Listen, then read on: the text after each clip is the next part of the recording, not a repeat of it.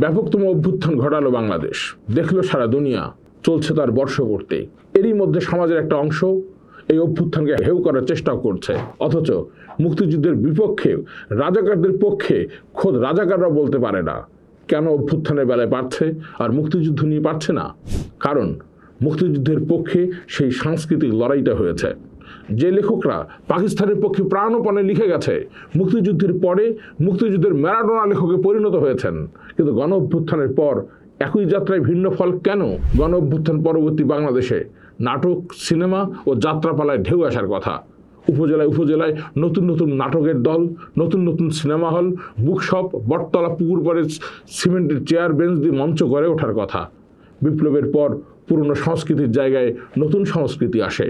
বিপ্লব বা অভ্যুত্থানকে স্থায়ী করতে দরকার হয় সাংস্কৃতিক অভ্যুত্থান। যারা এই সাংস্কৃতিক অভ্যুত্থানটা করবেন তারা লেখক, শিল্পী ও সংস্কৃতি কর্মী। তারা কোথা থেকে আসবেন? তারা জন্ম নিয়েছেন গণ অভ্যুত্থান পরবর্তী বাংলাদেশে। গণ অভ্যুত্থানের ভাষা, চেতনা, ইতিহাস থেকে আসবেন সমাজের দারিদ্র্য, সংকট, ভালোবাসা, প্রতিবাদ, বেদনা ও স্বপ্ন যেখানে মিশে থাকে সেখান থেকে। মানুষের অভিজ্ঞতা ও কল্পনার রূপকার তারা। কেউ বলেন বিরোধ ও প্রতিরোধ থেকে, কারণ অনেক লেখক ও শিল্পী রাষ্ট্রের বিরুদ্ধে বা রাষ্ট্রযন্ত্রের নিষ্ঠুরতার বিপক্ষে দাঁড়ান। তারা আসেন রাষ্ট্রের কেন্দ্র থেকে নয়, বরং প্রান্ত থেকে। রাষ্ট্র লেখক, শিল্পী ও সংস্কৃতি কর্মীদের সন্দেহের চোখে দেখে, কারণ তারা প্রশ্ন তোলেন। লেখক, শিল্পী, সংস্কৃতি কর্মীদের একটা প্রক্রিয়ার মধ্য দিয়ে যেতে হয়। দীর্ঘদিন পড়াশোনার মধ্য দিয়ে নিজেকে গড়ে তুলতে হয়। তেমনি শিল্পীদেরও। লেখক যে পড়াশোনা করবেন তার জন্য চাই পাঠাগার, চাই লেখকদের আড্ডা। যিনি গান করেন তার চাই গান শেখার ও পরিবেশনের পরিবেশ, মানে প্রতিষ্ঠান চাই।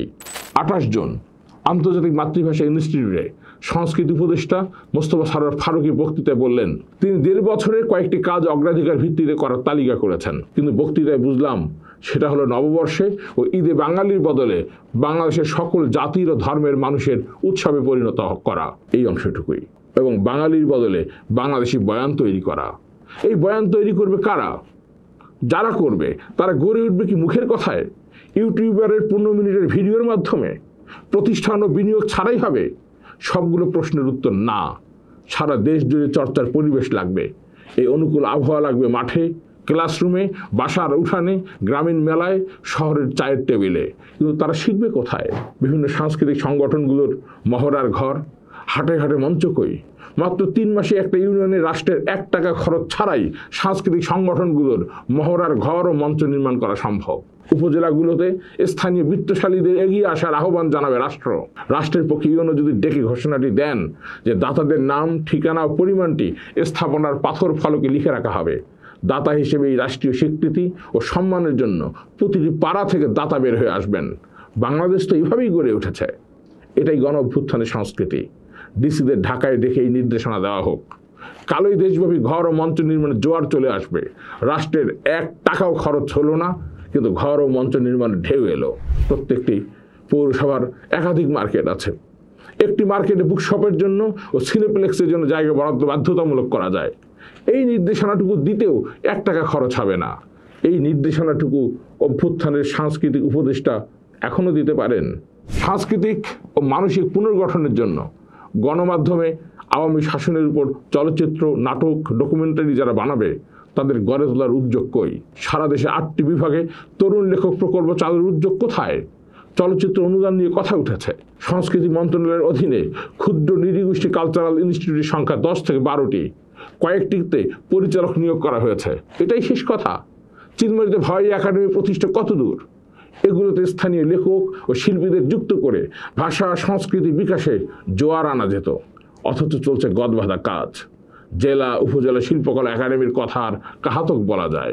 একপাল কবি, একপাল শিল্পী, একপাল সাহিত্যিক, একপাল বুদ্ধিজীবী, একপাল সাংবাদিক, আর এক দঙ্গল শিক্ষক। সকল গুম, খুন, লুটপাটের বৈধতা নির্মাণে দক্ষ, পারদর্শী এমন পালে, দঙ্গলে সৃজনশীল মানুষ আর কোনো দখলদার শাসক পেয়েছিল বলে জানা যায় না। কথাগুলো 2019 সালের 30 জানুয়ারি ফেসবুকে লিখেছিলেন রাখাল রাহা।